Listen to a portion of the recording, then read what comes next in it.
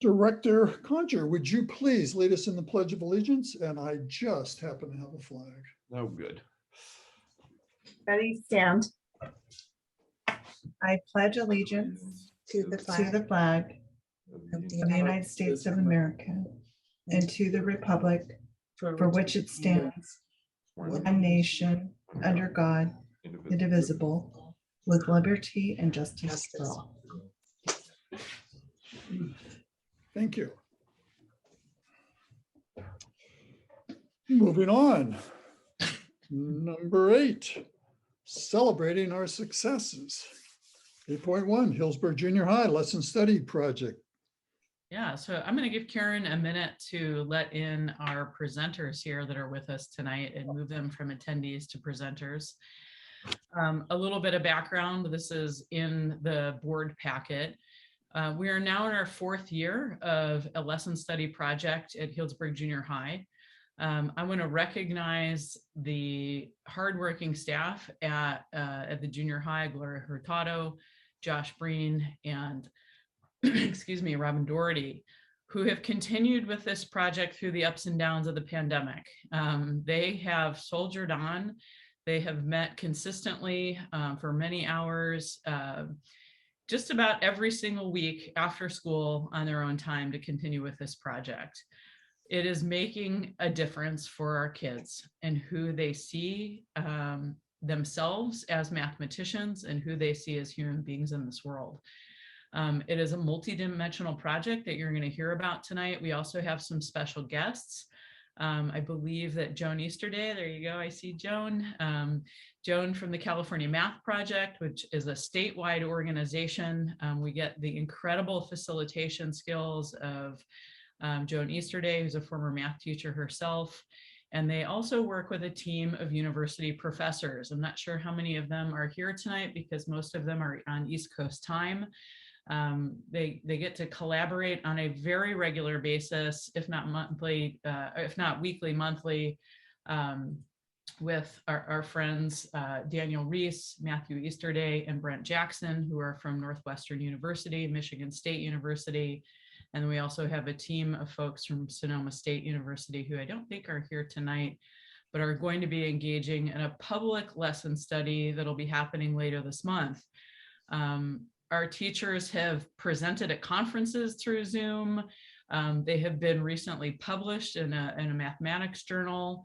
This is amazing good work. We've been recognized by the California Department of Education, and there's a link in the board packet by the Quality Professional Learning Standards of the CDE.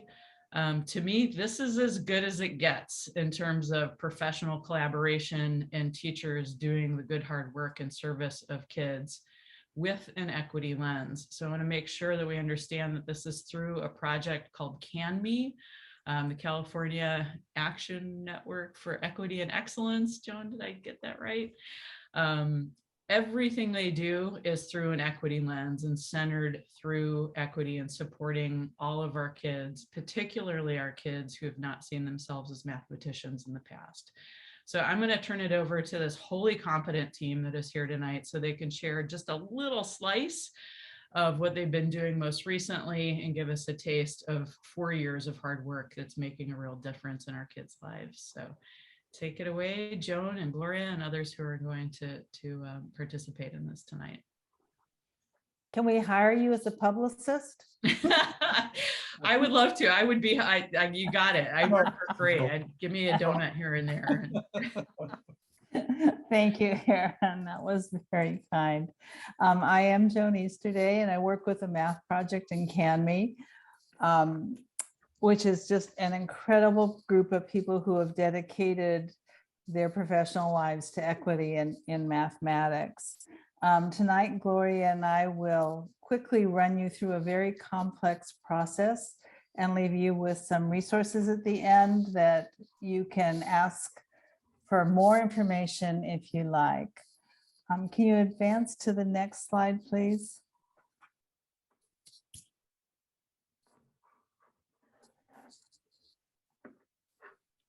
This is new for me, so I don't. Oh, are we even sharing the screen? There we go. Awesome.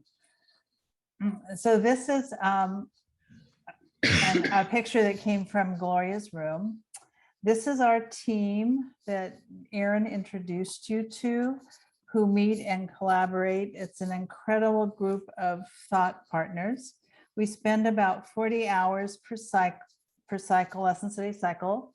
And the team, like Erin said, meet after school for an hour.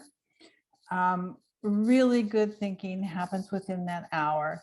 The team is also connected with the CAMI network. So they're connected to other teams, other mathematicians, other equity experts. The next slide, please. So we choose to do lesson study because it takes place in the context of the classrooms, and we're able to keep our attention focused on focal students, who are 3 to 5 students from each classroom that we study pretty deeply in order to understand how to change our teaching practices to meet their needs. I would also like to commend the team. Another success is that they are so comfortable with learning together that they take on the most complex issues for each lesson study cycle. The next slide, please. So this is a picture of the inquiry cycle that represents lesson study. The foundation of it is some research called TRUE, Teaching for Robust Understanding, that comes out of UC Berkeley and the Shell Center in England. And it has 5 dimensions. It has the mathematics content. It has the cognitive demand of the content. What's the rigor of the content? How do students access the content? How do students see themselves as a learner of mathematics? And then formative assessment. And on top of that foundation, we have the 4 phases of a lesson study cycle. We have the study cycle where teachers survey all their students. They interview some of their students. We identify a problem of practice, and then we reach out and find some research and studies and experts to help us with that. Whoops, am I still there? Yep, you're good. Oh, good. Oh, good. Because my screen just went crazy. So you'll have to talk me through it.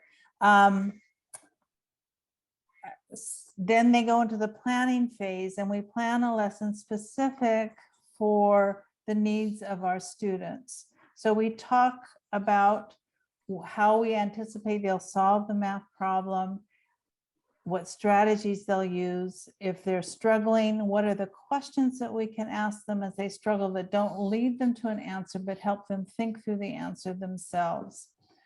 And then the next phase is the testing phase, where we actually teach the lesson in classrooms and we observe how it impacts focal students. So the benefit of this part is we have an adult watching a student through the whole lesson, taking detailed notes about where they struggled, where they learned, where they exercised their agency. We just look at it really in depth, and then that evidence is used and shared with a whole team, and then we make revisions to the lesson. And the last piece of the cycle is the reflection part, where we re-interview students. We have focus groups of teachers. We interview the commentators and facilitators to uncover what the learning was and what the next steps will be. Next slide, please. Did it progress? Yes, it's on the Healdsburg vision. Thank you. Like I said, I can't see my screen. It's just, I lost the Zoom. There we go. So we think that the lesson study work that we're doing aligns itself very well with the Healdsburg vision, especially the part where the students are the critical thinkers and they're developing a love of learning.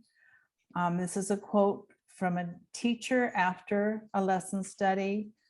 talking about the courage he saw the students take, and they actually changed their way of behaving, explaining their thinking. And then a focal student who talks about how they now really like challenging problems because you don't know where they're going to take you. They're really interesting. So now what I'm going to do is to turn it over to Gloria, who's going to explain some of the work that we're doing this year.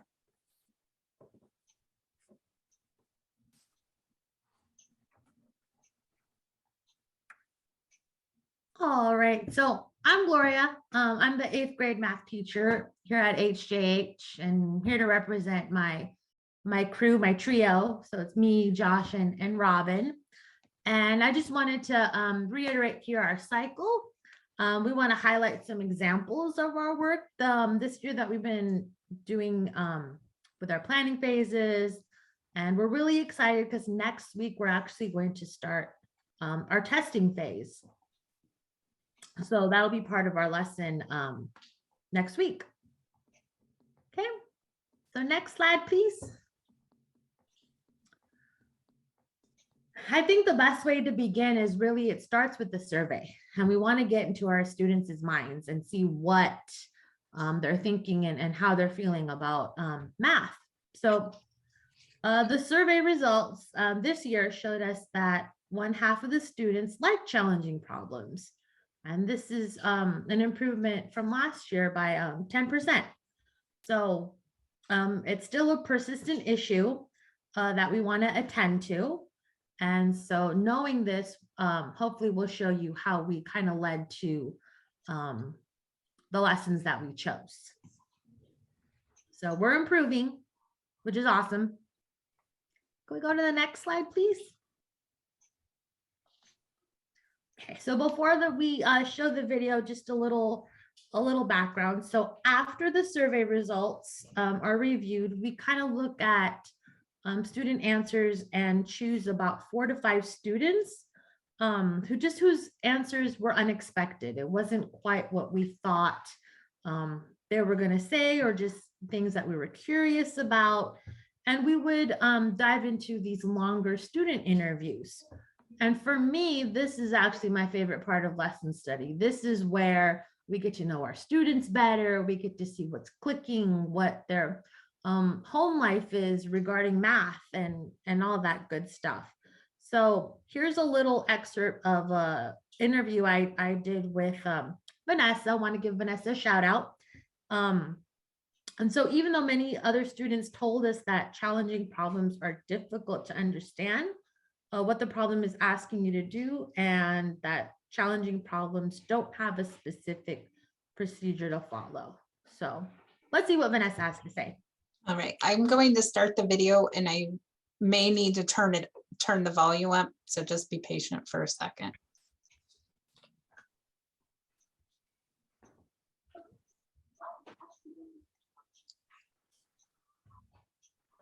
Because I feel like we're if it was gets an easy problem with it's just like stuck, and like you need like to struggle a little to get your brain thinking, and like it's good to struggle because then other people bring up their ideas, and then you could like make that into one thing. Like it's fun to struggle sometimes because I just feel like there's times where when you discuss like where it's not good,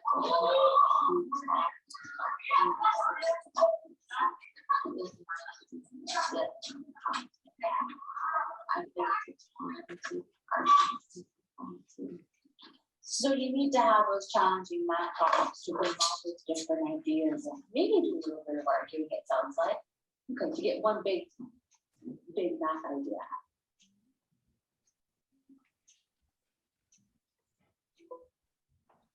Hopefully everybody could hear that.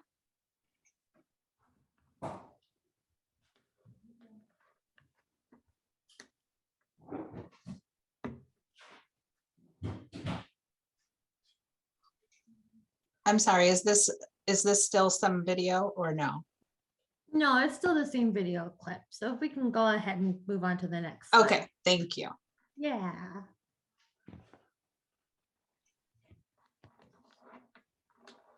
Okay, so on this slide, we just wanted to just show some of our student strengths that they presented to us. So even though we're testing, we're still in the study phase, and we are in the middle of writing what we call asset-based descriptions for each focal student.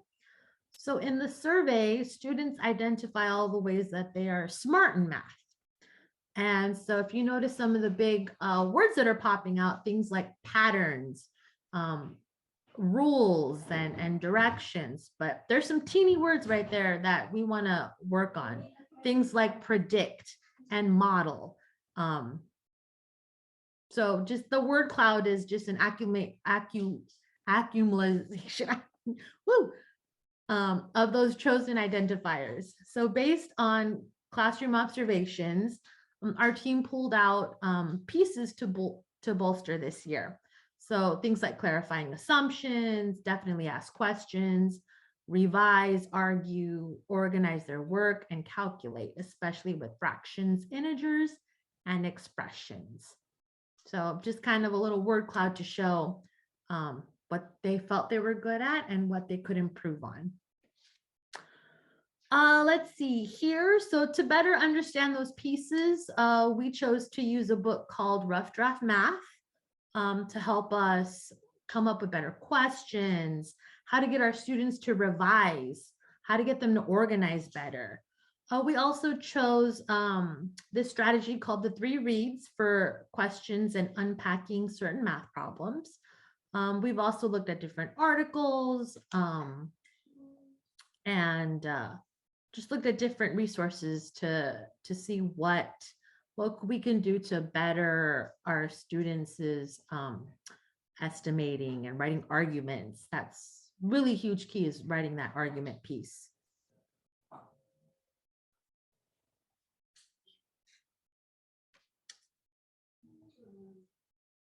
And so here, this is our hypothesis that we came up with. So we're developing a classroom routine for solving. Where am I going?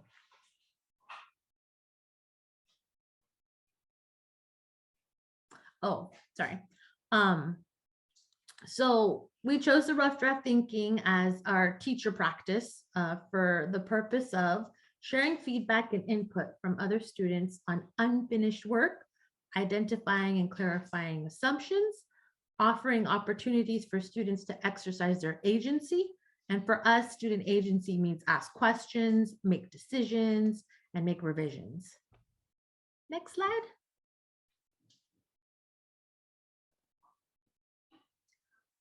So here's our big plan. So we chose to develop a classroom routine for solving challenging Fermi problems.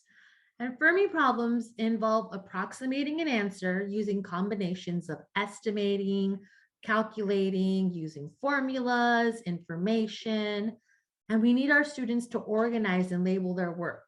And that way we can identify their assumptions and benefit from the expertise and feedback from peers. So we want them to start using their peers as experts and not rely on us teachers. We want them to see themselves as the bearer of the answers. So this slide just kind of shows what kind of problems we've been working with. Fermi problems demand a process that is foundational to high school statistics and modeling problems. And so if you notice, they're pretty open-ended. Problems like, how many books does the school library hold? What is the capacity for number of people our classroom can hold? What would a school-wide pizza party cost? That one was a pretty popular one. And does a shower or a bath use more water? So super open-ended, and it just allows our students to really do some research, come up with assumptions, and have that evidence.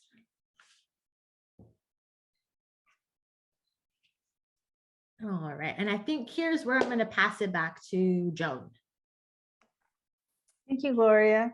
So this year, like was mentioned, we are going to test the first parts of our Fermi problem, the 3 reads with a Fermi adaptation.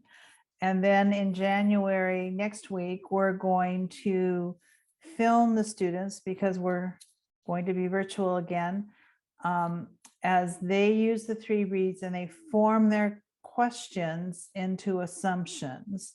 And then in April, the kids will finish up with presenting a Fermi problem and with a viable argument. Okay, next slide.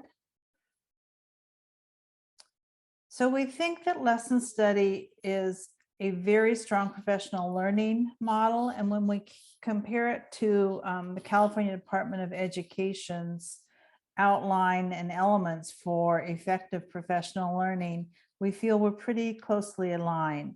We use data and evidence throughout the whole process, from surveys and interviewing students, taking observation notes, looking at student work. We are focused on content and pedagogy, especially focused on the students' equity needs. Equity is always at the forefront, along with mathematics. The design and structure of the professional learning is in the classroom with teachers looking at students, and the whole process is collaborative. Next slide, please.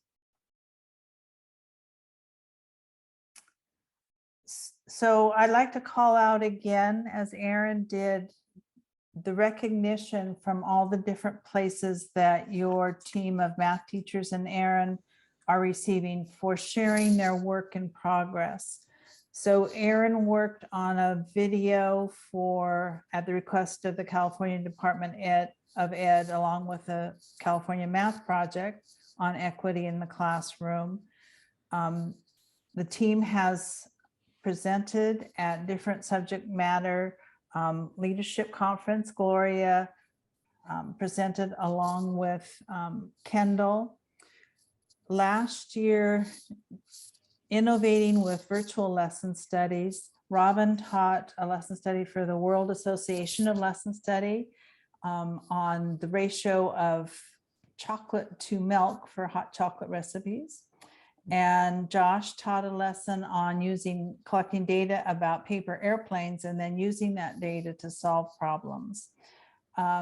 They also, Gloria and Aaron, participated in a podcast that was made for CAMI about bifocal students. It's excellent. It's about 30 minutes if you have some walking time that you can listen to. And again, we are writing some articles for the World Association of Lesson Study based on Healdsburg's work. Oh. Next slide. So if you want more information, Aaron has lots of resources to share with you. The CanMe, Doreen, and Susie will come and do any kinds of presentation that you like to help you understand this complex process. There is a convening at the end of April where all the different lesson study groups across California will come together and we'll watch a public lesson. It'll be in San Diego this year. And then there's a Lesson Study Institute the first week of June that Gloria and group are writing a grant to try to send some folks to. So I just want to commend your teachers. They're incredible learners. They're incredible teachers. And I hope you're all very, very proud of them. So thank you very much. Yeah, thank you, Joan and Gloria, for speaking tonight, and the wider team. Robin, I don't know if you wanted to say anything, but thank you for being here and participating in this. And board members, if you have any questions or comments.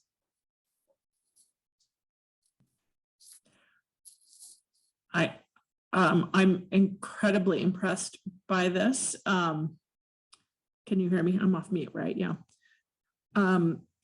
This is really an exciting evolution of a lot of the work from years ago around all the math,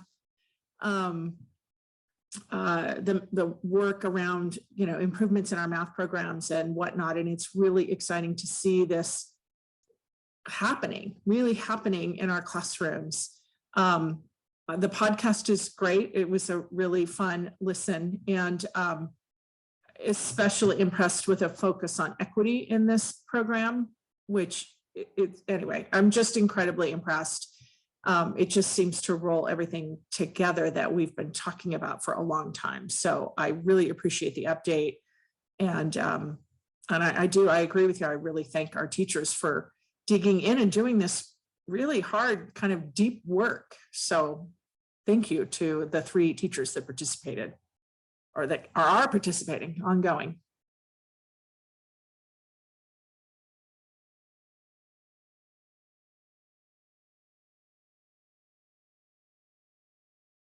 Excuse me, I thought I was on. Other trustees, comments, thoughts, or not? My question is, you talked about focal students. Could you define that and tell me how they're selected? Are they separate, or how does this work? Gloria, do you mind fielding that question? Yeah, so we tend to look, I think the best way to look at it is we want to look at the student who's not participating. And we want to know why.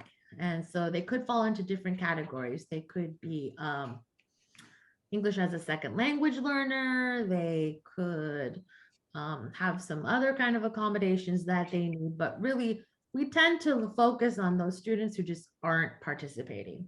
We want to dive in and be like, okay, how could we pull things out of you? Because we know you've got something up there. So what could we do? It really is, it's a look at our teaching practices. What could we do to really help these students?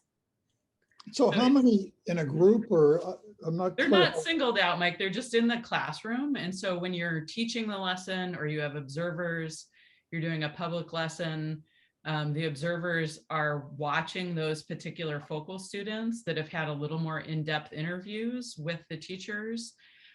So they're not like in a separate group. It's just during the teaching process, you're kind of trying to understand how they are participating or not participating, how they're learning or not learning through the process. So it's a heterogeneous group, but looking at the learning through their eyes, I guess is kind of how I'd say. Yeah. Thank you. Robin, you have a comment? So Trustee Potmisill, the students do not know who the focal students are. It's secretive. They never know. We interview many, many kids, and the kids all believe everyone's getting interviewed because we interview a lot of them. So nobody knows. Okay, that's great. I mean, this is exciting stuff. This is good. Okay, well, thank you. And thank you, Joan, for coming and working with us and continuing to work with us. And teachers, you guys are great. This is why we're here. So thank you. Okay, moving on.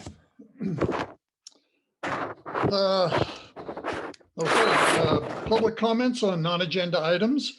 The public may address the board on any consent action item or item not listed on the agenda pursuant to the Brown Act. During this period, the board cannot consider issues or take action on any item that is not listed on the agenda. Do we have any comments? Karen? You're off. You're muted. Sorry, let me just look. No comments. Okay. Thank you very much. The approval of the consent agenda, and again, we have pulled, if I can get it, 10.3B, the field trips. Any motion? I move that we approve the consent agenda with the exceptions outlined by President Potmisill. Thank you. And I'll second. Motion and a second. Any comments, questions? All in favor, raise your hand so we can. Aye. And any opposed? Thank you. Moving to that item. Again, I'm looking at the numbers, 10.3B. We pulled it for, I pulled it for discussion. And it's about the overnight field trips, 4 of which are FFA field trips, which is exciting stuff. and one is the Model UN overnight field trip to the conference.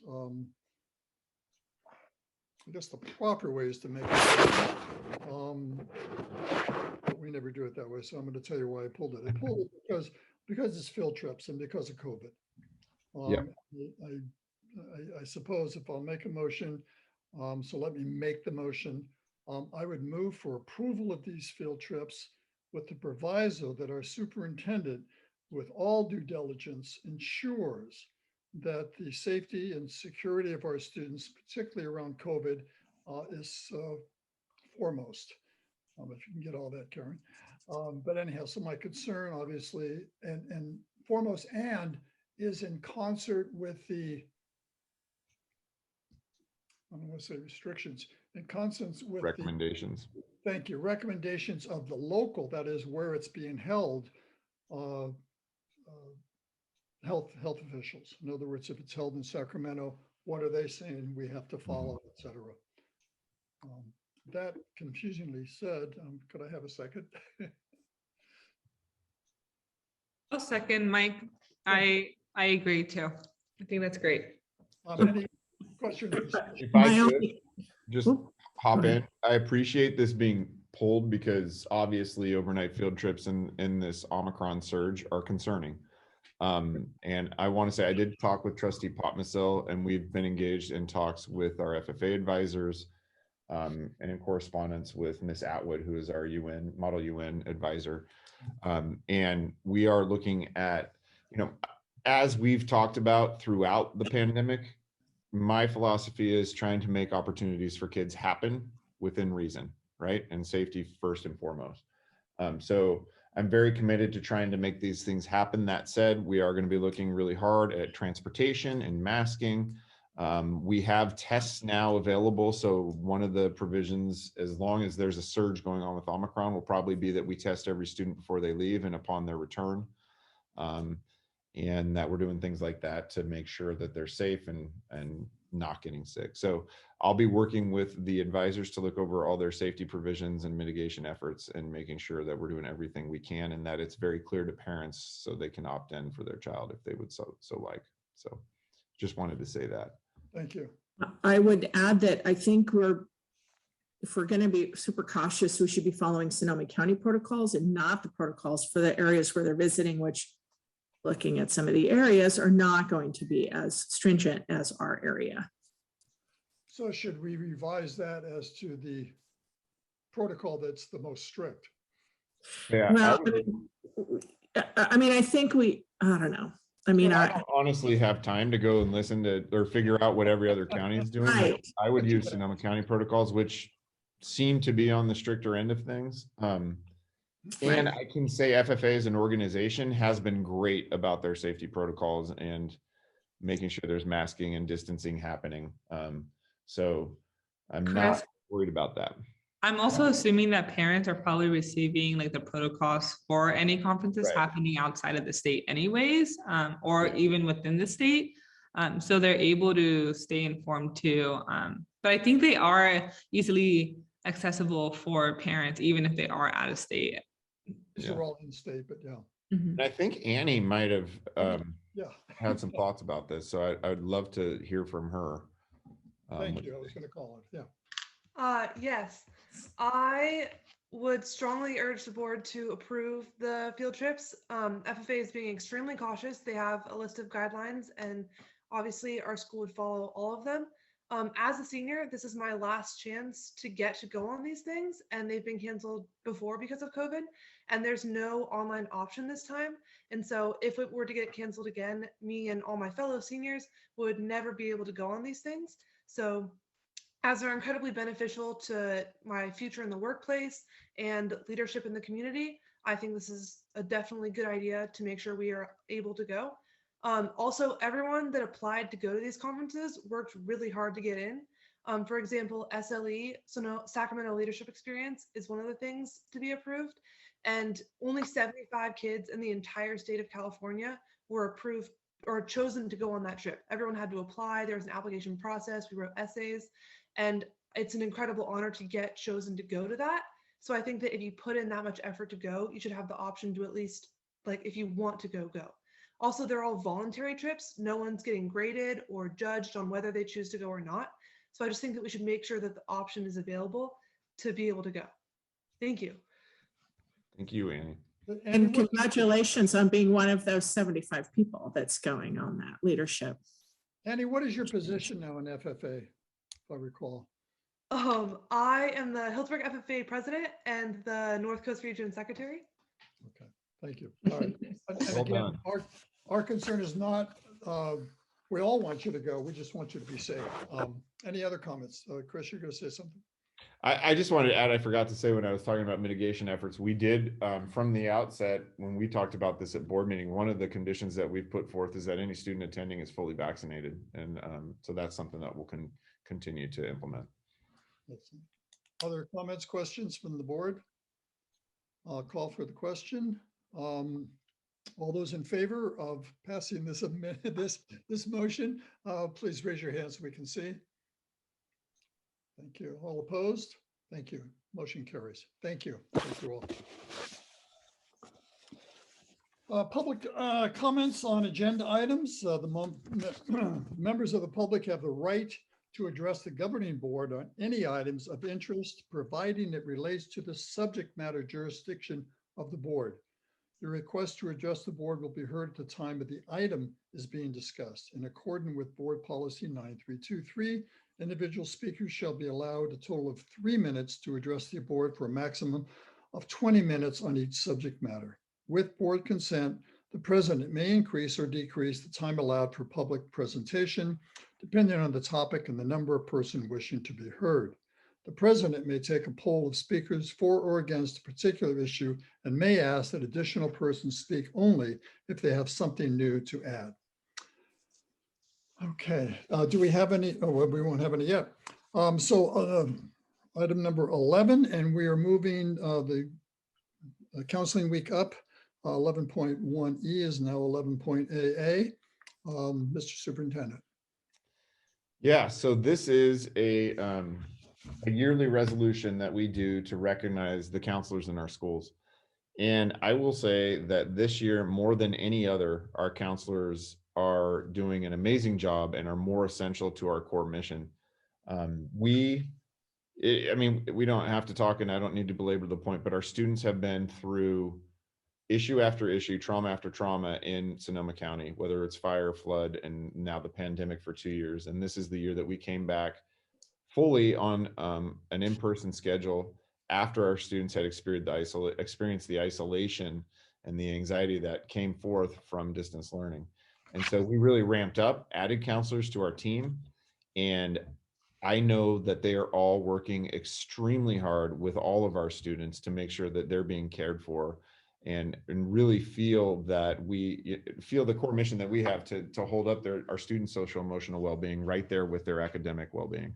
And so I'm really grateful for the team we have. They deserve all the recognition in the world. They are doing an incredible job through a very intense time. And, you know, with our administrators and some of our teaching staff, the counselors' cars are very often some of the last to leave the parking lot. So I want to call them out by name and say thank you personally to Leslie Charlesworth and Corey Chichile at the elementary schools, Bethany Carlson, Luigi Valencia at the junior high, and Ever Flores, Kelly Mason, Martha Posada that are at the high school. And then Alex Gotin and Xenia, who provide district-wide services. Again, an amazing team. We've amped up and added to it, and it is my sincere hope that we're going to. So thank you to all of them, and the resolution is before the board. Any comments or questions from the board? Well, I absolutely second what Superintendent Van Uvel said. This has been a year where we needed all of you. We're so happy. I mean, I'm looking at the number of excuse me, choked up here. A number of people that the superintendent and his staff has pulled in, if you will, and I don't want to say extra, but the additional staff to help our students, to help our staff get through this crazy time is remarkable. And I want to thank them for being here to help our kids, our staff get through this terrible time, and those who continue with us.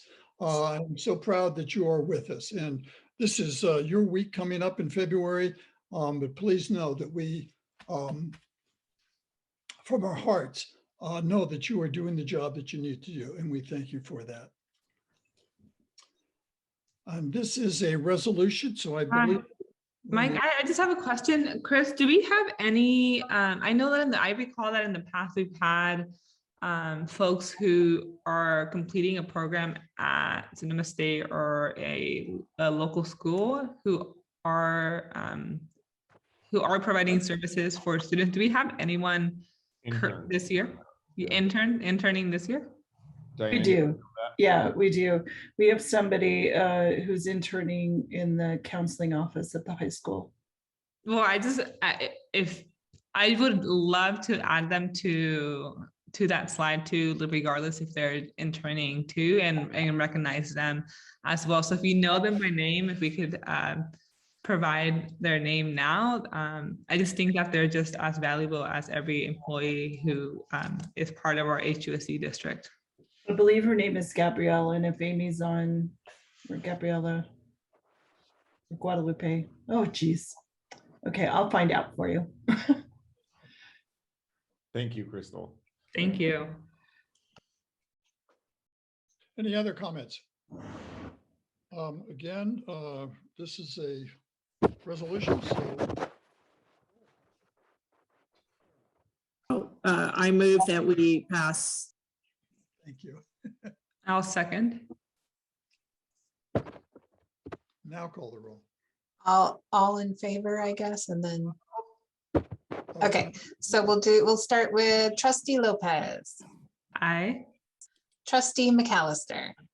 Aye. Trustee Del Rey. Aye. President Potmusel. Aye. And Student Trustee Annie Peterson. Aye. Thank you. Okay, motion passes. And again, thank you, counselors and staff. Moving on to 11.1, I'm going to call it the same way. A COVID-19 update. Mr. Superintendent. Yes. You're muted. Okay, so we are in the ever-changing world of COVID. We intentionally didn't try to put a packet together for the board packet that is published on Fridays. So we worked diligently to get it really drafted by Wednesday of the week before, and then revise and get it out on Friday. But we knew had we done that, it would all have changed, and we were right.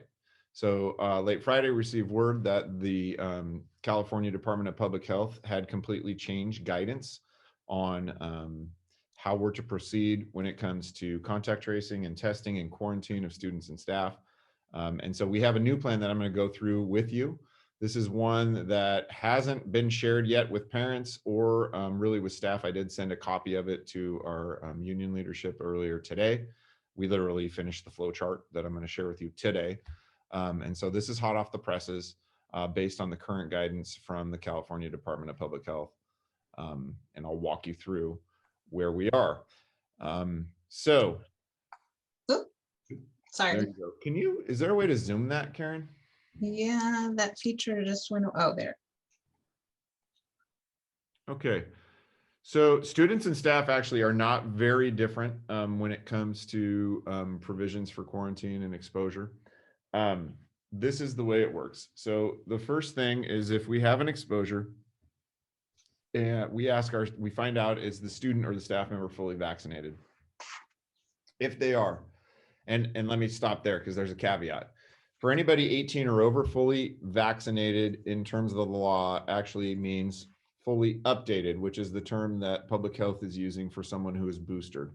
So if you are fully boosted, then you have no restrictions as an adult. If you're a student under 18, fully vaccinated means you've had the 2 shots or the Johnson, well, they can't get the Johnson & Johnson, so just the 2 shots from Pfizer.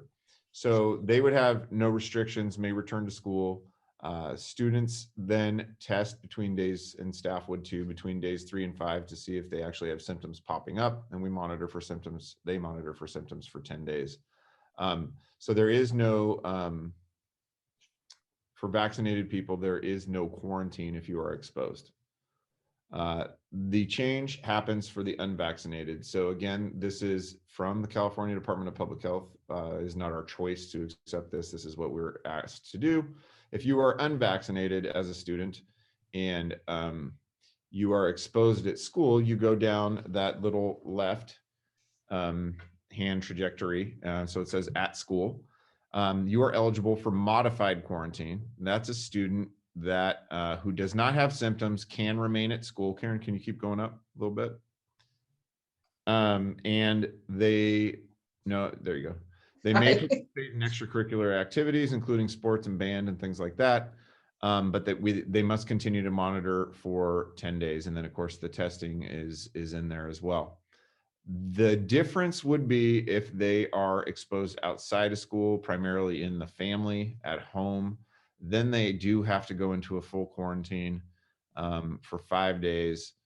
Day 1 is the first day of known exposure. And then we test, and if they're negative on day 5, they can return to school on day 6, and we continue monitoring for symptoms through day 10.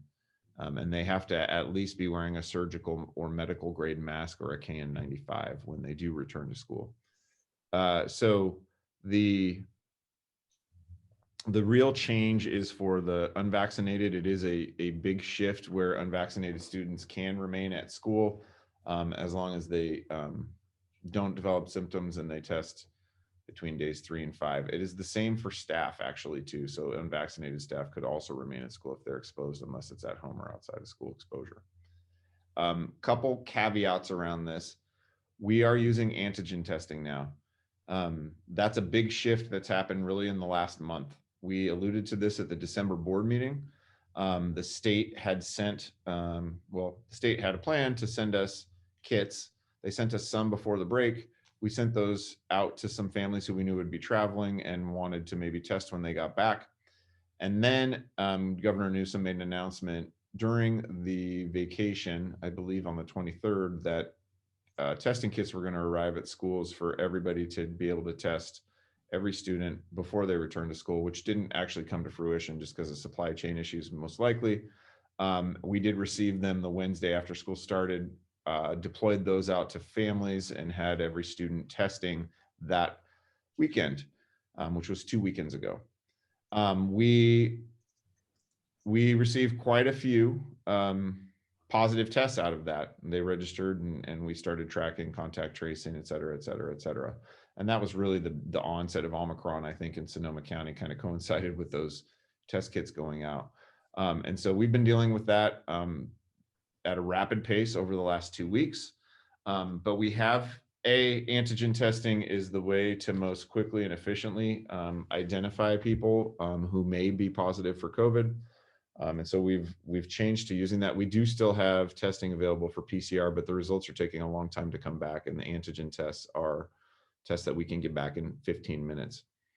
The other part of this that is a change is we're going to be taking a group tracing approach. So instead of doing specific individual contact tracing for cases that are at school, we will notify, for instance, everybody in a class that there was a positive, whether they're within 6 feet or not, or they ate lunch together, et cetera, et cetera. So we've been doing that painstaking contact tracing, trying to find those individual connections.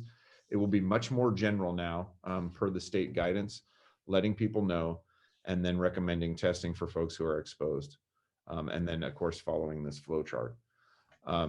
So this is a pretty big change for us. It is, on a positive note, it's going to allow more students to stay in school. Our attendance rate has taken a huge dip over the last week and a half. Last week, on Thursday, we're at about 27% of our students in the district absent.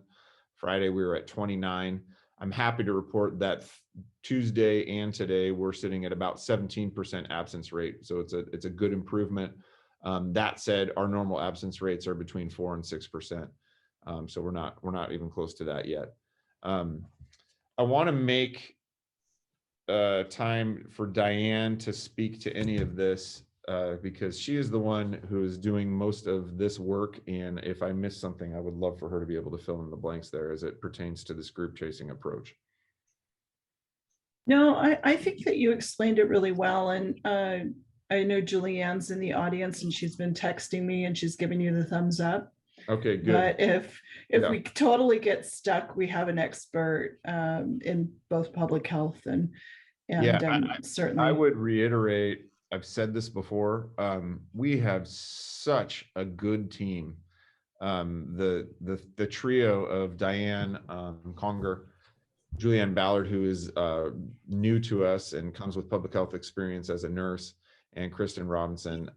I have seen them in action in high stress situations over the last 14 days, and they have done an amazing job making quick decisions, being unflappable under pressure, and keeping our students and staff safety at the forefront of all they do. So I'm really grateful for the team we have. We couldn't be in better hands. And we're just moving forward together. So I already spoke about attendance. You can go to the next slide, Karen.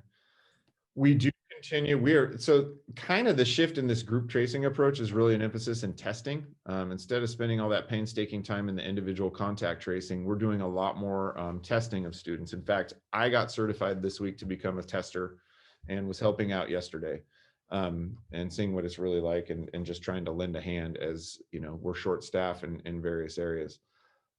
We continue to offer testing options for students Monday through Friday, every day, 8 to 11:30 in the high school. It's A7. It's at the rear of the district office. We primarily do it outside because the weather has been cooperative and seems like it will for the next 10 days or so. So students can come in there. There is school site testing as needed in the care room. Like if a student becomes ill or not feeling well at school and we're sending them home, we'll test them before they leave if the parents will consent.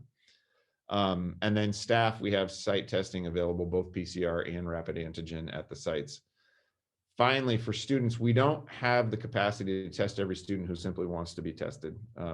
We can't do wholesale surveillance testing right now. So we are focused on students who are at home due to symptoms and either need to come in and be tested or need to become tested to see if they have a cold or they have Omicron or some other variant. And then we also are testing students who are trying to come back after having been positive. And I've watched those. It's like the poor kids, they're there, they've been at home for 5 days, they get a positive, they got to leave, they come back the next day and test again. And it's honestly, it's pretty traumatic for kids sitting there for 15 minutes waiting for their test result. Like the stress that we're putting kids through with these testing measures, and I understand they're necessary. I'm not saying we shouldn't do it, but there's going to be trade-offs that I think we'll see later down the road, and maybe sooner than later, but it is taxing on students and what they're being put through. So, but they're being cooperative, and we're all doing our best to make sure we identify anybody who's positive quickly and get them isolated so that we can mitigate any spread in our schools and in the community. So I would be remiss if I didn't mention that there is a new health order about large gatherings. Currently, the health order limits large gatherings in Sonoma County to 50 people in any room. For our sports teams, for a theatrical production in other districts, this would effectively eliminate any sort of spectators, as the number of athletes and staff who are at these events or performers are basically add up to 50. So, you know, for instance, we have a boys basketball game going tonight. I think we got to allow 5 parents in once we allowed for the referees, the teams, the coaches, the people filming the game so everybody else can watch it. And so I have been engaged with talks with other area superintendents. In fact, 8 superintendents of the largest unified districts in the county submitted a letter that I was a part of to Dr. Mace, the health director here in Sonoma County. We had a great meeting with her yesterday. She was receptive to our feedback. We understand we need to curb the spread, stop the this just crazy uptick of Omicron happening in the community. And at the same time, we think we can maintain some semblance of community and normalcy for our kids who have been through so much, and ensure that we're not doing anything to spread by having some more middle of the road compromises around spectators as it pertains to both athletics and arts. So News may come out in the next few days. We're hopeful. It's been a good conversation. So any questions about COVID in our work at the schools? Go ahead, Donna. I just have a Donna, you're muted. Muted. I was unmuted and then I muted.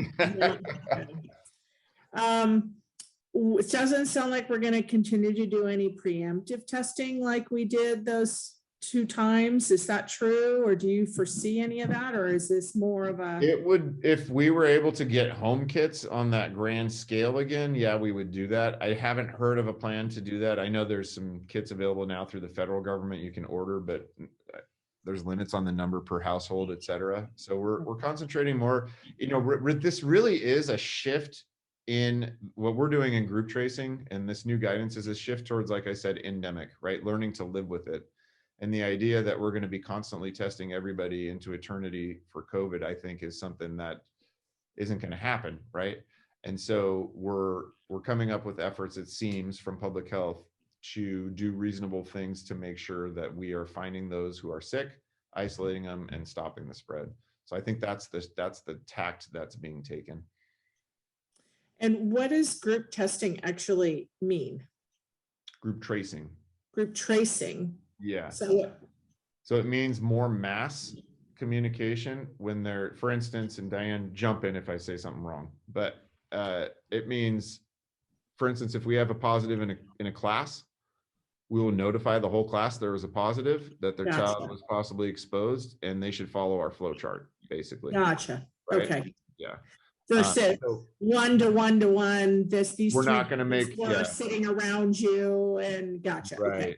How long were they sitting together at lunch unmasked? Should we do right? like Okay. 14 minutes? All that kind of stuff is going to be a moot point. Yeah.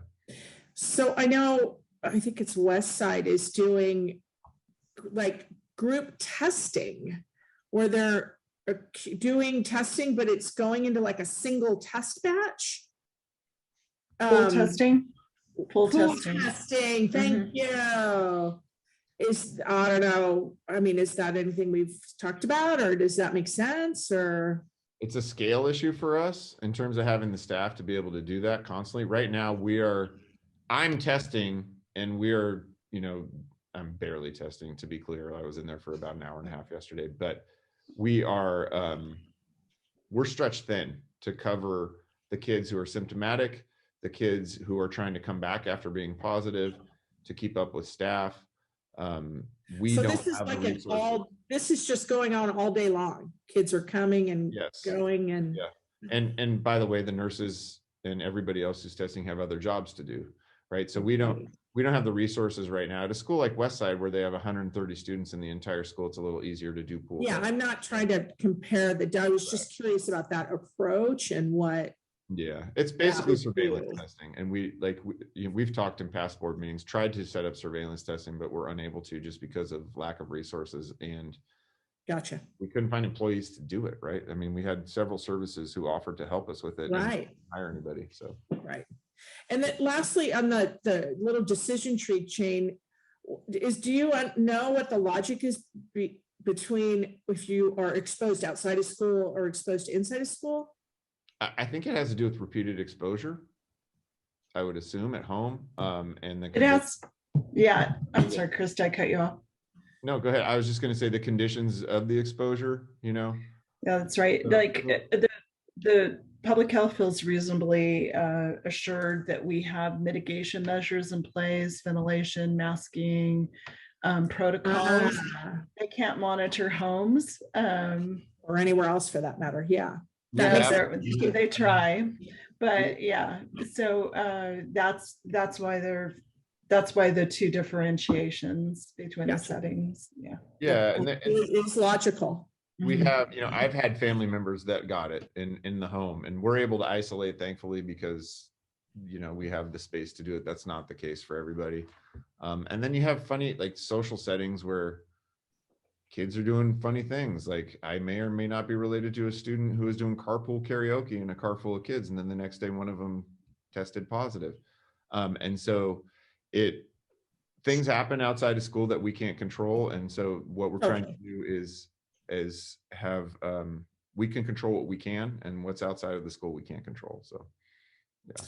No, that's very logical. And I definitely want to express my thanks to you, Chris, for working with those other superintendents to write that letter and follow up, and to do the work you're doing with Dr. Mace to try to find a middle ground that just makes more sense for our kids. So thank you for doing that. Yeah, I'd also mention that we're working to, I'm not going to get into it exactly yet, but to make sure we have vaccine availability in Healdsburg specifically. I think it's well documented that our biggest mitigation is through vaccines. We are not even close to where we want to be with pediatric vaccines in the county.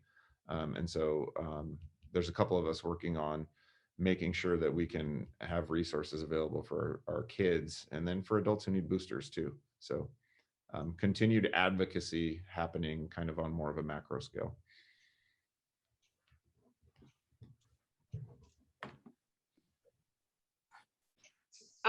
Thank you, Chris.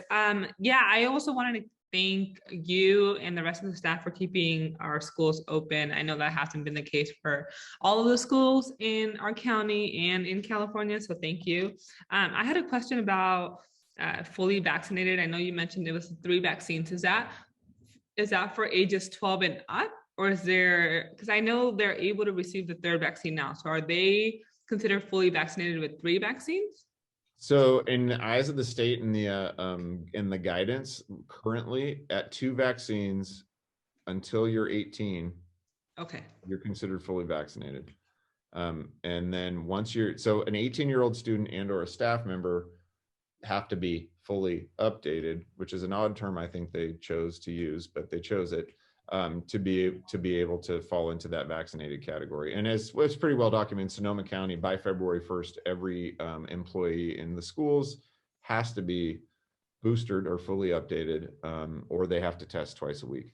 Also, I want to say that we are testing our athletes, and like I mentioned about some of these extracurriculars with FFA, we are doing regular testing twice a week with our sports teams right now, and then around some of the other extracurricular activities that are going on. So there is some surveillance testing happening for those kind of high incident type places to make sure that we're catching anybody who may have contracted. And then my other question, I really like the map because I think it's really easy to follow. Do we have that in Spanish? And can we send a mass text out to parents so they have that available? Because I know it's been a question. Yeah, no, I have it right here in front of me. Yeah, I have it in front of me in Spanish. It was part of the presentation, but I didn't stay on that screen very long. Yeah. No, that's okay, Karen. It's just, I think as a parent, I'm not a parent, but if I was a parent, I would like to just have that on my phone so I can follow that along. I think with all the CDC updates and all of our county updates, sometimes it's hard to follow and we don't know what to follow. So it'd be just, if we could send that out. And then I have a question actually for Karen. Karen, do you know if the interpretation portion of this meeting in Spanish, is that being recorded or is it just the English portion? It is not being recorded tonight. Okay. But there is a way to do it. It's just a little more complicated, and that is something that I didn't do today. Sorry about that. No, I mean, we have the slides. I think if we could share that on our Facebook, just so parents know what the new updates are, and obviously with the text messages. And there's a lot of pieces that I needed to refresh myself with the Zoom meeting today. So. We will, I mean, unfortunately, just last week we sent out what the current guidance was in a really easy to read, I mean, as easy as it can be to read document to both staff and families. And we'll do the same thing with these. We tried to make these easier. I think this is a lot easier to follow. So these will be going out at the end of the week, and we're shooting for full implementation starting Monday. So. And again, Diane and Julianne and Kristen, thank you, if you guys are on, for everything you do, because it has been quite a ride and we are in the middle of chaos, and your sound decision making and just facing down stressful situations without letting them get to you is incredible. So we really appreciate you.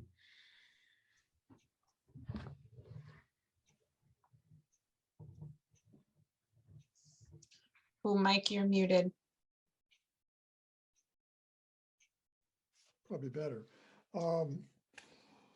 No, thank you. I just wanted to say thank you. And again, it's you talk about the roller coaster.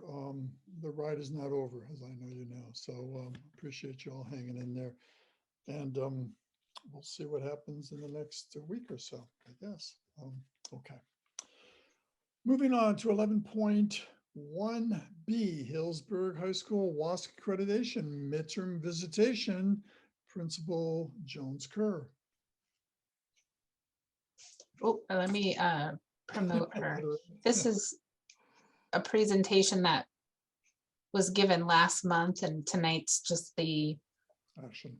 Can I just jump in before Ms. Jones Kerr starts? There was a question apparently on Facebook, because we're broadcasting on Facebook, about distance learning. I want to make it clear, I've said this several times, and at every turn I try to reiterate, we will not go back to distance learning short of an order from the public health official in Sonoma County, the state, or Governor Newsom. I don't have the power to go to distance learning to order that to happen. It's not even a possibility at this point. So we do not have a plan for that. It's not being discussed. No distance learning. So I hope that's clear. It is. Principal Jones Kerr, are you there? Okay, yes, I am here. Let's see. On the agenda is for the board to take action on our WASC midterm report. This was presented to you last month. Where does time go? I tell you, by Ben Gunter and myself. This document, we put a lot of time and effort, vetted through all the proper channels that we needed to through governance council, leadership team, all that good stuff. Additionally, collaborating with staff and all of our stakeholders. And additionally, we did submit this to our WASC chair just as a check this out. Please let us know if there's anything additional, any recommendations. And we have received no feedback to do that. So we're feeling really good. And so we are bringing this forward to you with the hopes of approval. We do have our upcoming visit in March that we're very excited for, to show off our awesome school. Are there any questions or comments from the board? Principal Jones Kerr, how long is that visit? Is this a shorter visit, or is this? It is just a one-day visit. And of course it's set up through Zoom, right now, of course. So what happens is we have a little Sunday kind of pre-visit where that will entail, I know a Sunday, that will entail usually a board member, the superintendent, principal, maybe a few staff, maybe a few students, and just kind of a little meeting to kind of go over the agenda. And then we have a full site visit on Monday. So it's March 7th and 8th. Great question. Thank you. Any other questions? Yeah. No, just thank you for all your work on this. It's always a big undertaking, but obviously really important to be credentialed to, yes, very important. And really to be doing as well as we're doing. I will entertain a motion to approve. Don't all jump in at once. I'll move to approve. It was a great document. We have a second. I'll second. It's been moved and seconded. Sorry, Rose. I thought you had a comment, Rose. So I was waiting. My comment was just to congratulate you on a very comprehensive and well-written document. So thank you very much. Group effort, all staff included. So I will definitely let them know. Thank you. No, thank you. All those in favor of approving this motion, raise your hand. Any opposed? Motion carries. Thank you. Thank you, Principal Jones Kerr. And you're on again. I am on again. Yeah. Plan for student achievement. Yes, let's see. And Karen, I do have a slide deck there. You wouldn't mind pulling that up. So if I'm not mistaken, this is your fourth single site that you're seeing before you. You're used to this every year. So I'm going to kind of whip through here and honor your time. This is the Healdsburg High School School Plan for Student Achievement. Next slide, please. Let's see, this plan, the site council, as you are known here in Healdsburg Unified School District as the governance council, is responsible for developing this plan. And that describes how our categorical funding is spent on our campus. There are a few criteria. It needs to be consistent with our district goals. Check, we're good. It needs to be developed with input from various stakeholders, so it was vetted through all the proper channels. Is developed after analyzing various data points, defines goals based on performance, additionally needs to meet the needs of all students, especially our students who are struggling, very important. And number 6, describes the money that we are allocating to improve academic performance. So those are all the little criteria. Next slide, please. The categorical funding that I'm referring to that we need to report out are our title funds. Healdsburg High School really has a very little title funds that come into. We have other sites that utilize those monies more, the elementary level and Marcy Becerra. However, the categorical funding is federal funding that's used for specific purposes for our school site and is reviewed by our site council or governance council and is reflected in the student plan of achievement. So the funds I'm referring to are Title II for high quality teachers and principals, Title III, language instruction for learners and immigrant students, and Title IV, student support and academic enrichment. Next slide, please. Thank you. So new this year, which is really cool. It's always cool to do new things. With our single site plan, we are, our active document that we're using to utilize all these criteria are through our WASC progress report. So this report that you approved, and I graciously appreciate you, is our living document that we are able to use as an accredited institution to use for our single site. So there should be in your board packet a little 5-page summary that's in here. And the action plan is consistent with the LCAP. So these are the criteria that we need to follow to be able to use this as our guiding living document. LCAP goals and actions are required for WASC as well as our single site. And the data analysis, our community profile is very extensive.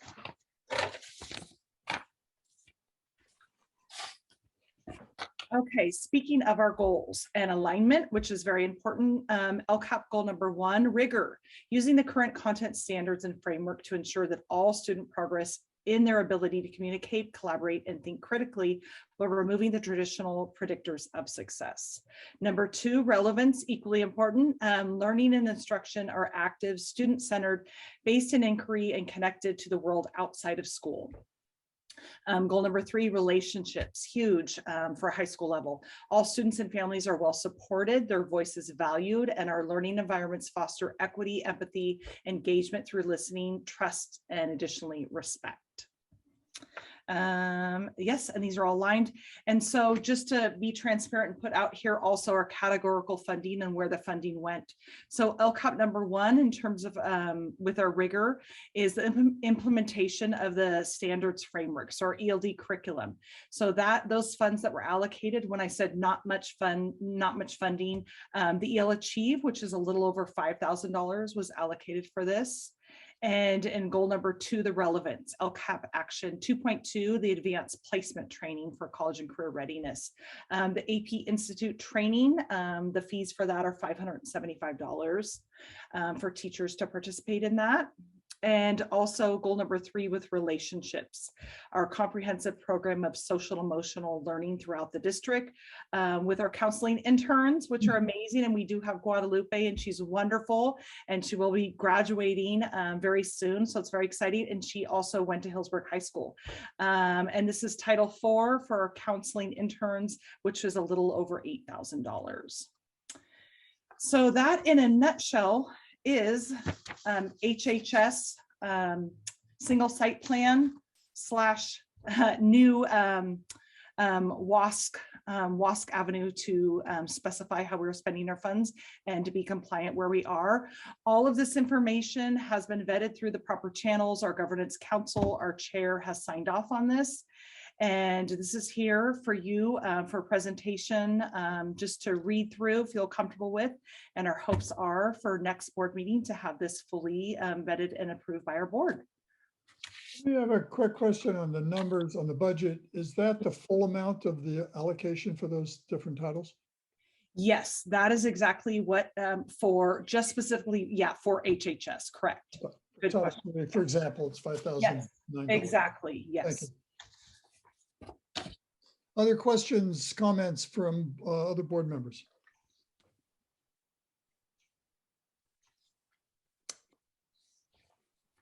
Okay.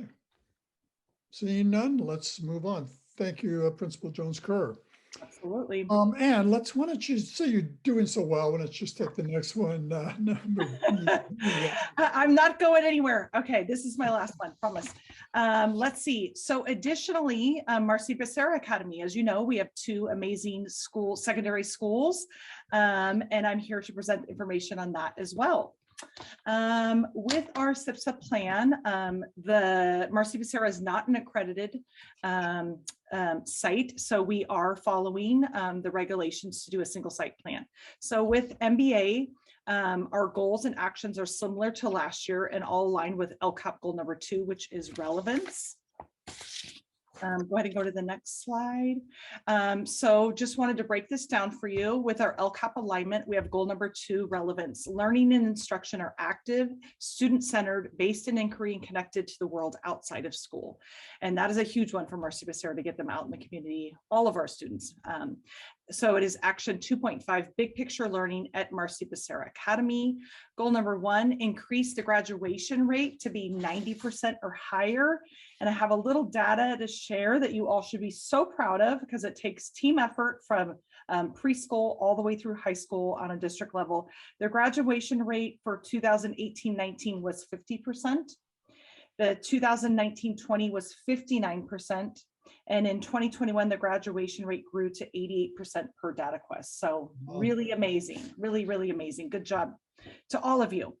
Let's see, goal number 2, to increase individual student engagement by monitoring attendance and youth truth data, which all high school students took today. Eager to see that data. And goal number 3, increase preparation for college and career by transforming the curricular program into big picture model school, which has been really fun, actively working with our 2 teachers and Aaron Fetter and Mr. V, and just creating a really robust program that meets the needs of our students. Let's see, and my last slide here is categorical funding to lay this out for you. So LCAP goal number 2, relevance, 2.5, big picture learning academy, MBA to implement the program. Title I funds were designated and spent, and it's on big picture learning for a $10,000 cost for our professional consulting fees to help us build this program. And title number 2 is big picture learning for conference expenses. So those were the funding that we need to explicitly put out there and show how we're utilizing them. And again, all of these things are vetted through all the proper channels to make sure that everyone is in the know, all stakeholders are engaged. And I think I'm talking enough, but that is our last slide to present to you, just for a presentation of the Marcy Becerra Academy SIPSA. Are there any questions or comments from trustees? Sorry, quick question. One of the first slides there was about Title II. I don't remember Title I being in that original slide. Is that specific to Marcy? Yeah, so the Marcy Becerra is the $10,000 for the consulting fees. Yes. Right. And Yeah. specific to Title I. Okay. Yes. Thank you. Yes, absolutely. You're welcome. Good question. Or big picture, correct? Yes. Okay. I think we had this presentation before, but I think at some point, not in the next 2 months perhaps, but I think it would be great to just review the progress of big picture. I mean, that's such an exciting program. Yes. I'm curious how it's going in the COVID years, but it's getting our kids out doing what they're interested in, which I think is a great model. Any other questions? Oh, thank you. Any other questions, comments? Okay, we have time to take a 10-minute break. Actually, we'll do reports first, correct? Thank you, Ms. Mendoza. Somebody can read the agenda. Let's do reports. Thank you. Anything from HEF? Do we have a HEF? I think, Mr. Vanden Heuvel, you're gonna read something on behalf of HEF or, Sorry, I was muted. Matt Bartlett, who is one of the HEF board members, is unable to be here tonight, but he wanted us to share with you all that they had a highly successful education week, and their efforts yielded $90,000 in funds raised so far. So really excited about that.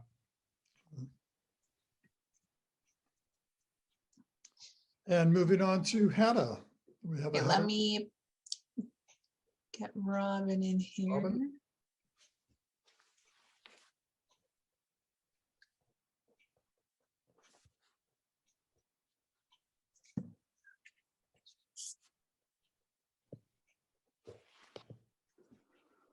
Hello, everyone. Hi, Robin. Okay. So we are in our 20th week of school and 3 weeks into the new second semester. As I have said before, I'm very proud of the Healdsburg teachers. They're constantly adapting to the needs of their students. The Healdsburg, the HADA negotiators are hoping to start negotiations soon and also to take a look at the 2022-23 school calendar. We are currently working in negotiations to renew an MOU that expired in December. Again, the teachers would like to keep the focus on just a few things. I know I say that each time, but I just want to give that reminder. And the teachers are exhausted and pushed to the max. There's many hours of correcting late and absent work right now. There are many hours of creating learning packets to go home, and teachers are doing it, but I'm telling you, they're tired.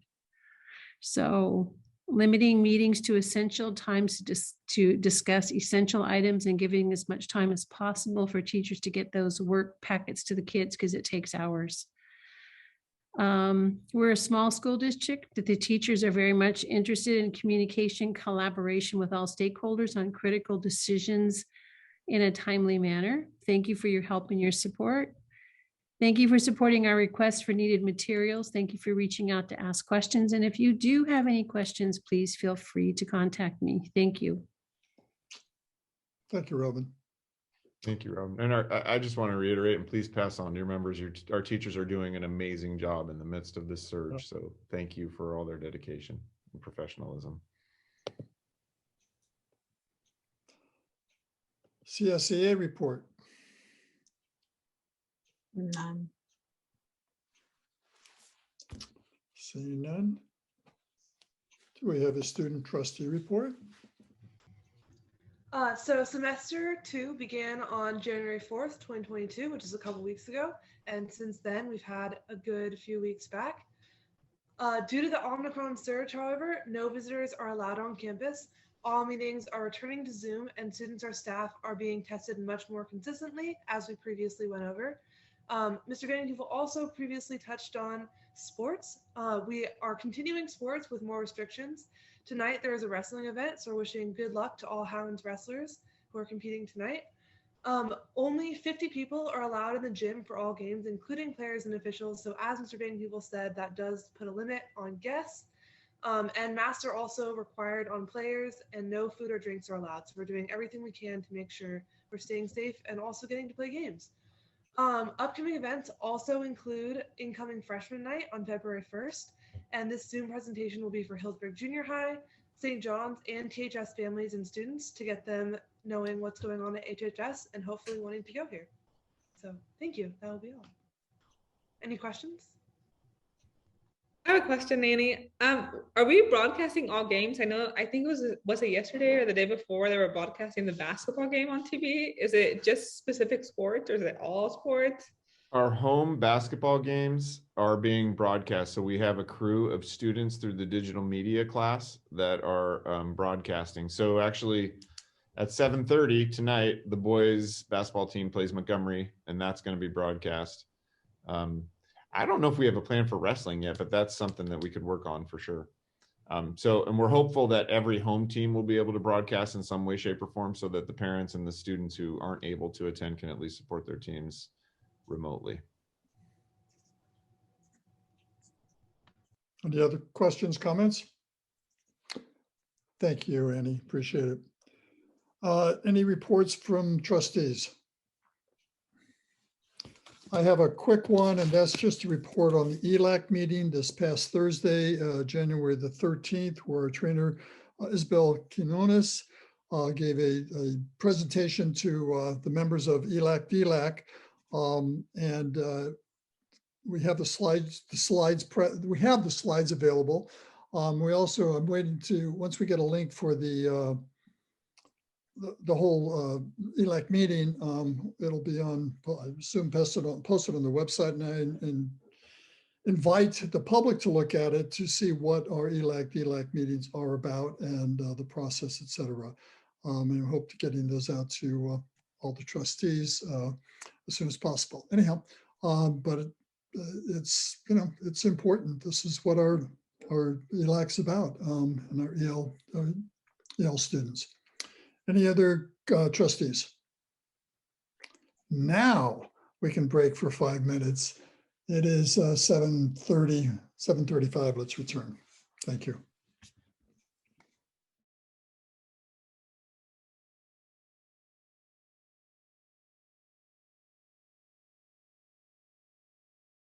Okay, let's call the meeting back to order.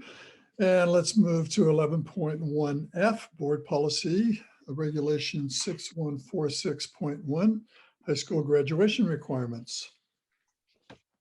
So the revision of the high school graduation requirements were brought to you in the last meeting. There are no major updates. There's one clarification that we wanted to make that's in the board packet, highlighted and in red. Number 9 and 10 in the graduation requirements. And that's just to be clear that students will still be able to take AVID 9 or freshman compass. So our graduation requirement has always been a year-long of freshman seminar or AVID. They're year-long courses, and students who are involved in the AVID program, the seminar course has been interchangeable with AVID. We want to be clear as we make this change that students will continue to be able to take AVID or freshman compass, and then the ethnic studies material will be interwoven into the AVID course. And our teachers are rewriting that AVID course right now, the AVID 9 course. Now that ethnic studies was approved by you, they're revising AVID to embed the ethnic studies element into that course in the year long. So you'll see that revised course outline before you, probably, hopefully in February. As we've heard from so many, our teachers are tired. They've got a lot going on. They're pushing as hard as they can. So we're hoping to get that revised AVID course to you in February, but it may be in March. But just wanted to make that clear. That was really the only change. And it's really in just language, making sure that everybody understands that our AVID program continues to be an important part of what we do. And the new course outline, that this course is for next year. Yeah, it's for nursery, and it's a revision, right? It's not a new course per se. It's revising the AVID course to make it clear that the ethnic studies elements would be embedded in that year-long course. But I guess my point is it'd be nice to have it next month, but it's not essential. Agreed. Yeah. Any questions or comments from other trustees? Okay, seeing none, I'll entertain. Actually, I do have a question. I'm just like, about water. Take a minute. Sorry. There was and I just wanted an explanation about one of the other edits was about formal instruction in the language other than English took place in an immersion setting for 2 years after the 6th grade. Can you explain that to me, please? Yeah, again, it's just cleaning up a current practice and making it just a little more understandable. So we do have students who, let's say, go to Cali for K-8, and they're fully bilingual and so they still need to have an equivalent of 2 courses of a language other than English. But as they'll hop right into AP English, or pardon me, AP Spanish, right? So they don't have to go through Spanish 1, Spanish 2 in order to meet they're fully bilingual when they arrive to us. So this is basically saying this, if you've done an immersion program, we acknowledge that you're fully bilingual. Correct. You aren't just coming in with verbal language skills, but you have a really in-depth knowledge, bilingualism, I guess. It's written in a way that you had to have formal education in a language other than English. That's, thank you. Okay. Yeah. And then I was a little surprised and not surprised about the Avid versus freshman compass. Just because, I mean, and Avid's a 4-year program, right? So this is. It's actually a 6-year program in Healdsburg. Right, starting in Students generally enter in 7th grade, right? So it would not make sense to all of a sudden, if they're in it in 7th grade, they're in 8th grade, and then be like, 9th grade, take a year out. And that 9th grade Avid year is a critical year. And I'll tell you, I've had in-depth conversations with John Linker, who's taught Avid 9 for many years. He's been a strong participant in the Ethnic Studies Institute, been going on for the last 18 months. He, as well as Audrey Beeler, who's our site coordinator for Avid, and every teacher at the high school is like, yep, Erin, no worries, we can get this done. Don't stress about it. We can do Avid and ethnic studies in the year. It'll be a good. Great. So, I mean, so that was, first question was, yes, there's room. It's a good spot for it. Yeah. I'm a little bummed that when we get to the ethnic studies semester, that you're going to have kind of kids divided a little bit, and versus, I don't know, heterogeneous groups that are together doing ethnic studies. But I get that there's a limited amount of time. And yeah, we're talking about, generally we have, it's one section of Avid that goes through. So you're talking about anywhere from 20 to 30 students. And those students have been an elective course kind of tracked in a way in 7th grade. So those kids kind of cohort together in that one elective course. Yeah, but Gotcha. Point well taken, and that those 20 to 30 students in that grade level would not be within the larger 4 or 5 other ethnic studies sections at the high school. Yeah. Right. Okay. Mm-hmm. There's a heading later in the document called exemptions and waivers, but then waivers is crossed out from district adopted requirements. Is the and also supposed to be crossed out? Exemptions from district adopted requirements. My guess is, the state got rid of the word waiver. They didn't like the word waiver. So that was in the CSBA update. And I mean, it's just a minor typo, but I was a little surprised that so the way we have moved our graduation requirements to be A to G for everyone is an assumptive, like everyone's going to do this. And if you choose not to, you consciously choose not to. And I'm kind of surprised that there's some categories of students that we've just said, you don't have to meet these requirements, instead of the assumption that they're going to, and then let's make a conscious choice that you're not going to. So is something that's coming from the state, or is this? Absolutely. Yep. So I'm with you now. We're underneath number 11, right? I wish these pages were numbered. Yeah. Number 11, structured student service learning, and then below it says exemptions. And it used to say and waiver, so we do need to strike that word and. Karen will make note of that. So it should. The CSBA and the state CDE doesn't like the word waiver, so it should just say exemptions from district adopted requirements. And then what is in red there and is being added is per ed code.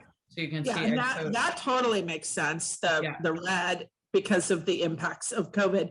But in the upper paragraph, it's just a little like, gosh, just because you're a foster youth, or again, it's ed code. Yeah. That's not.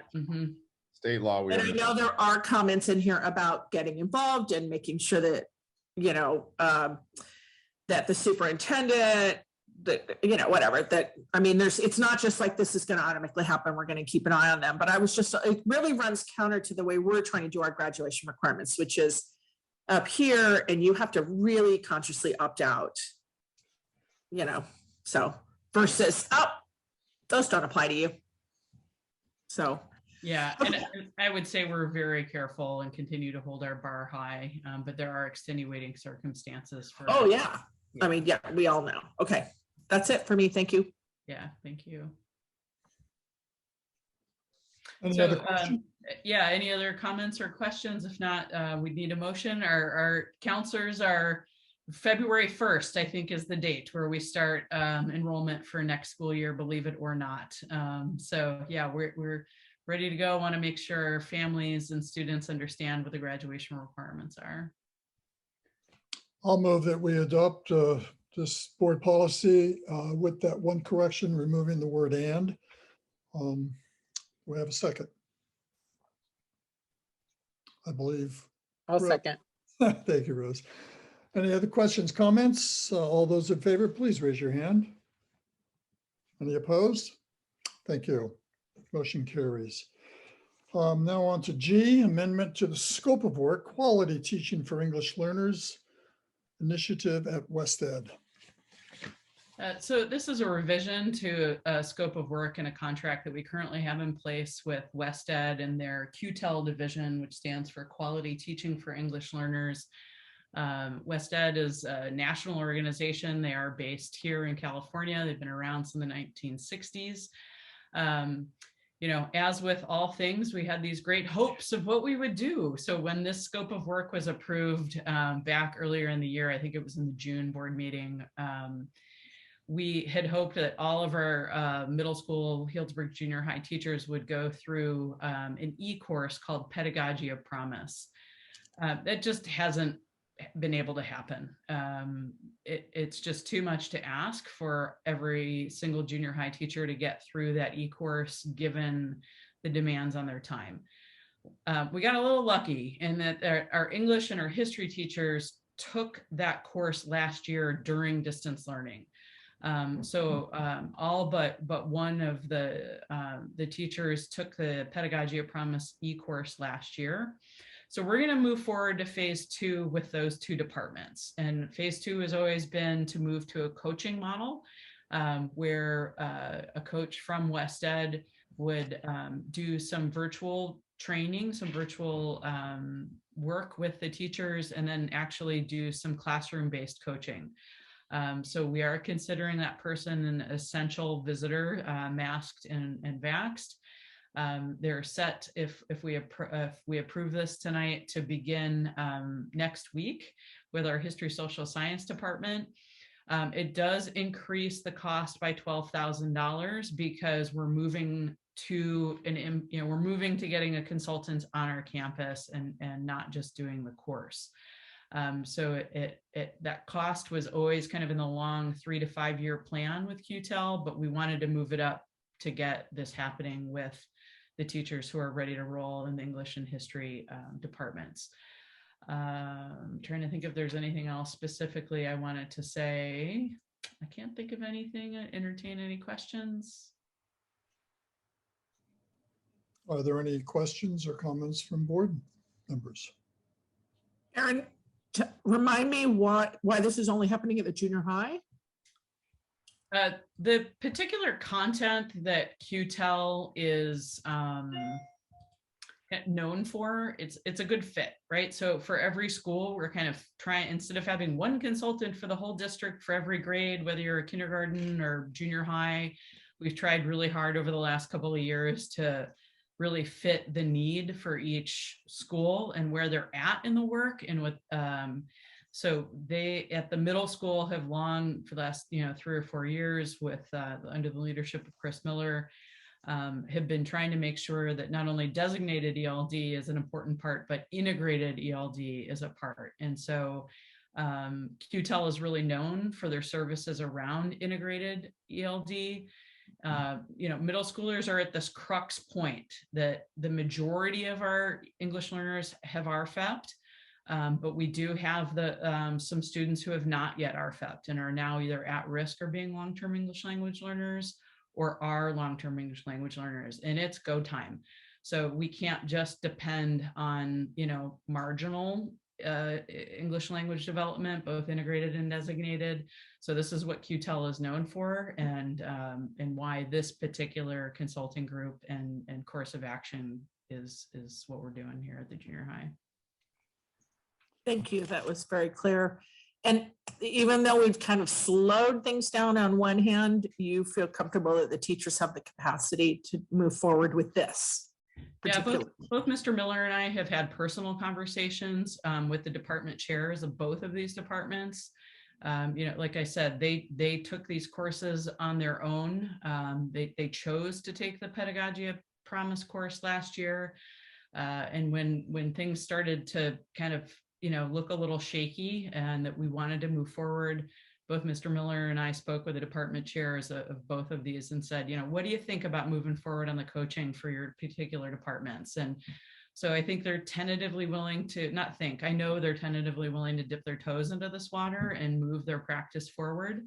We're going to just have to take this one day at a time, right? And they're going to be meeting with our new coach next week, hopefully. But it's always this, my joke is now should we go now? Nope. Okay. Nope. Never mind. So we're really trying to continue, these big efforts we have around teaching and learning. The junior high math department is a perfect example, right? They have said, yep, now this is work we want to do. We've been doing, want to continue to do. So I feel confident that these two departments have given us the green light, but if they get into it and they say, what, I'm crashing and burning, I can't do my job, I'm not serving kids well, then we'll pull back a little bit. Thank you for being aware and sensitive to all that, and for pushing when there are opportunities to push, right? And kudos to the teachers for taking us on and giving it a try. Yeah, absolutely. I totally agree, Donna. That's doing what they know is good for our kids and for them. I appreciate that. And again, thank the staff. I appreciate that. Any other comments? And do I have a motion? So moved. We have a motion by Trustee Del Rey, second by Trustee McAllister. All those in favor, please raise your hand. There you go. Thank you, Crystal. All right, motion passes. I like this. I think this is the new second. Exactly. Just we're very innovative here. Okay, moving on to H, Sonoma County Multi-Tiered System of Supports Consortium of Districts proposal. Superintendent Van Uvel. Yeah, so I have kept the board updated about us pursuing this. This is the beginning of some exciting work where we will be implementing what's called MTSS, Multi-Tiered Systems of Support. What that is a system and framework for academic, social, emotional, and behavioral supports in a tiered system that allows for continuous improvement for students. And so it builds an intervention scheme and very specific criteria and systems to make sure that the right kids are in intervention when they need it. It involves very clear communication with stakeholders and leadership teams at sites making decisions about interventions, et cetera. We are privileged enough to be engaging in this work with a consortium of schools in Sonoma County. So Windsor Unified School District will be joining us, Mark West School District, which is an elementary, but they do have a charter junior high. And then Pioneer Olivet, which is basically the same as Mark West, that they do both elementary to junior high. So it'll be an opportunity for staff to network with other educators and see what other systems are doing. We do a good job of doing intervention and having supports for students, but what we don't have is this comprehensive system to organize it and make sure that it's clear to everybody. And we've heard from staff and from parents on numerous fronts about making sure things are clear and that there's clear systems of communication, the use of data to prescriptively approach both instruction and behavioral supports for students. And so this is really in response to that. I'm really excited about it. It's going to be a multi-year effort. We have national experts working with us, Dr. Judy Elliott and Dr. Brian Gaunt. And like I said, we'll be engaging in this work with other school districts. So great opportunity for our staff. One last thing I want to say about it is that we will be engaging in this work starting this semester, but this year will be really only at the district level, and we'll engage a little bit with the board and with our cabinet to start kind of creating the structure and the policy around how to implement a full bore MTSS system. And then next year, they'll begin working with our teaching staff, with leadership teams from each site and the site principals. So just want to recognize the tremendous stress everybody's under, and that this isn't going to be a heavy lift for anybody except for us at the district office this year. So not that we're doing anything, right? Yeah. So, but I think we can handle it, and we're all very excited to engage in it. So you have the contracts for the 2 consultants before you, and it's here for your approval so we can get started. Questions, comments? I'm just really excited that we're moving in this direction. I mean, Chris, I know you and I have like very peripherally talked about MTSS and over many years, and you know, it's kind of evolved from a special ed kind of a thing into a really powerful systems approach to everything. And I feel like we have so many components of this already in place now that we didn't 2 years, or certainly not 5 years ago. And it's really going to provide, like you say, that how this all works together, how we can better utilize our data, which I feel like we're gathering a lot of data now, and maybe we need a little more direction on how to utilize it. I mean, it's just, I'm really excited, really excited to see this start and really provide cohesiveness to all we do. So thank you for keeping this active and pushing this forward. Absolutely. We're excited to be doing it. I want to just agree, you know, heartily with what Donna just said about cohesiveness. I'm really excited about the collaboration with other districts, and you know, I think this is a conversation that has been ready to happen for a really long time. There's a lot of improvements that we're going to be able to make by implementing, you know, such a broad look at what will be a good system. And it just seems like it's really set up to succeed with all these different components. So thank you so much for moving this forward. And I'm really excited to see what comes out of it over the next couple of years. Other comments, questions?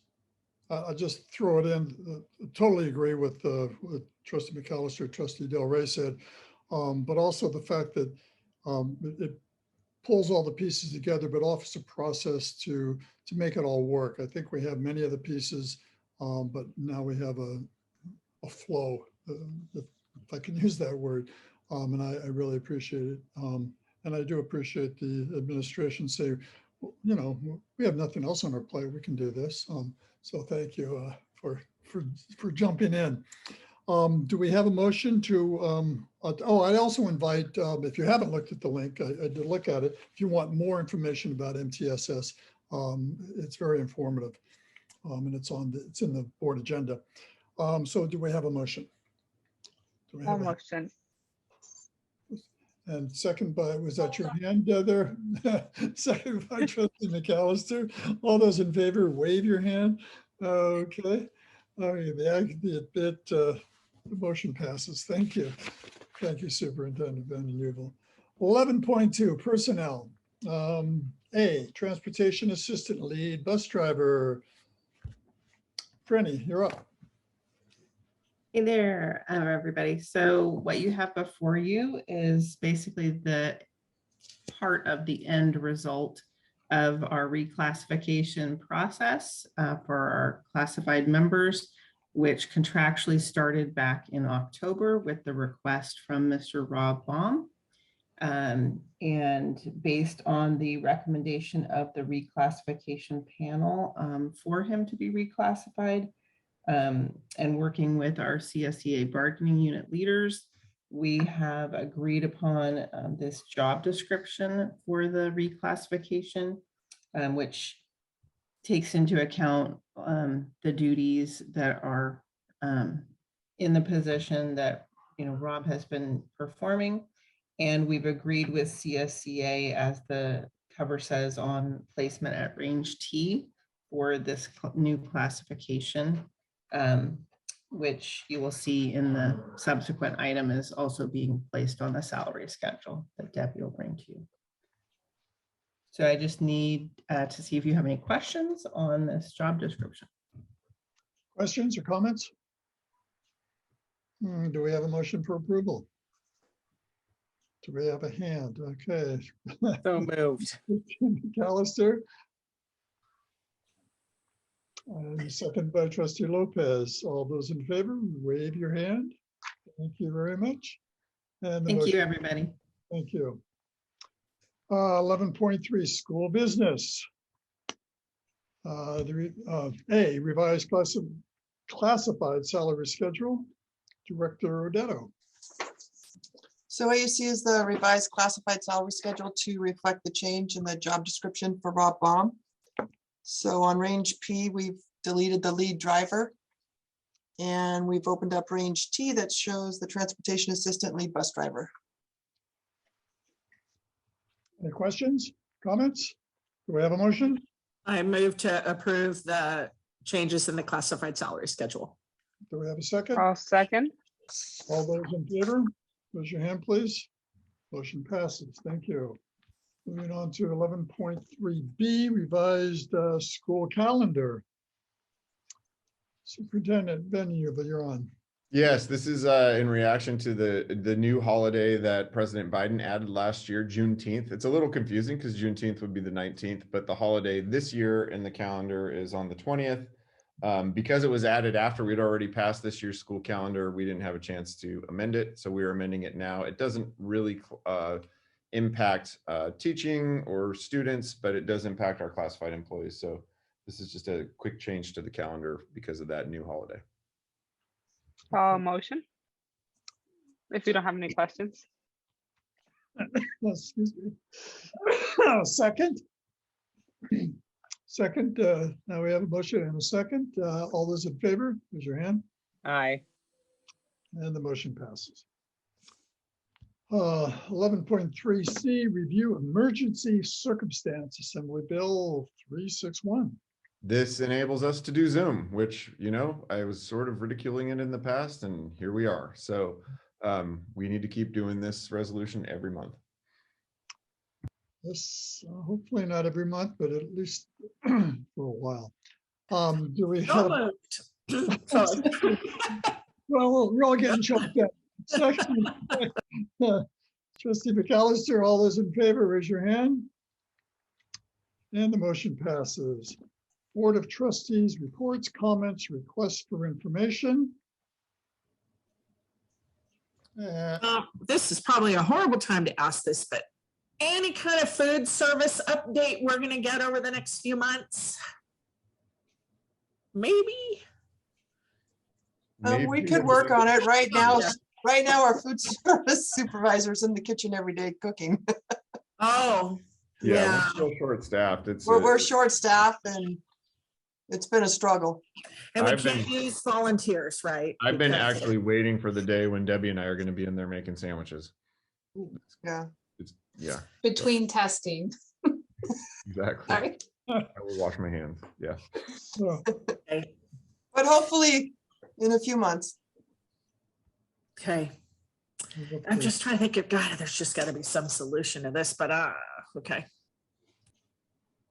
Could you hire students? I know that like a couple years ago we had students working in it. Would that They work? can do the sales. I don't think they can prepare the food. Got it. Because then they'd be in class. Correct. That's in the process right now, but honestly, COVID has taken over. Everything's kind of on the back burner. Okay. But it is a possibility. Oh, yeah. Oh, yeah. It's in the works. It's been in the works since before Christmas break. Okay, thank you. Okay. Okay. Other questions, reports, comments, requests? Recess to close. Oh, I think we don't go to close. Oh, sorry. Go ahead, Rose. I just wanted to basically thank all the teachers and staff and administration for all the really hard work that everyone's done since school came back in after the break. I think Omicron really threw us all for a loop and, really kind of changed the game for so many things that we had started to feel more comfortable about. And I just really want to appreciate how much work's gone into making the classroom experience, especially, continue to work for our students. I feel like it's for our kids, one of the few things that's felt normal in the last few weeks. And, it's more absences at school of their classmates, but other than that, they're learning, everything's going ahead. And I just know how much work and energy has gone into making that happen. And I sincerely, as a parent and a trustee, appreciate that. And I know so do our students. So thank you. Absolutely. Thank you, Rose. Here. And with that, meeting is adjourned. Before we have next meeting is Wednesday, February 16th. It says it on Grove Street, but we will see. The meeting is adjourned.